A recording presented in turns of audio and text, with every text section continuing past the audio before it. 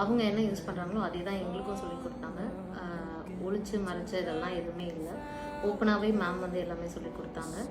And நான் first day சொல்லியிருந்தேன் இதுதான் என்னோடய லாஸ்ட் அண்ட் ஃபைனல் கிளாஸாக இருக்கணுன்றது.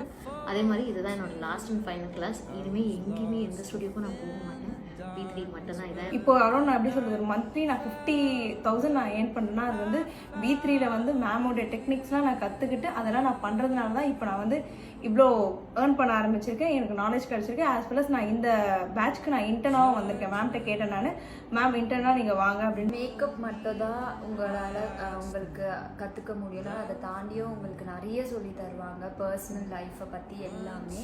அண்ட் கம்மிங் டு மேக்கப் வந்து நம்மளுக்கு எல்லாம் தெரிஞ்சிச்சு, இதெல்லாம் எல்லாமே நம்மளுக்கு தெரியும் அப்படின்னு நினச்சாலும் அவங்கக்கிட்ட இருந்து ஈச் அண்ட் எவ்ரிடே நீங்கள் நியூ திங்ஸ் கற்றுக்கலாம். ஈச் அண்ட் எவ்ரிடேன்னு சொல்கிறத விட அவங்கள ரொம்ப சர்ப்ரைஸ் பண்ணிகிட்டே இருப்பாங்க. இந்த டெக்னிக்ஸ்லாம் இருக்கான்னு நம்மளுக்கு தோன்ற அளவுக்கு நிறைய அவங்கக்கிட்ட கற்றுக்கலாம். ஜாயின் பண்ணது வந்து one of the best decision that I made in my life அப்படின்னு.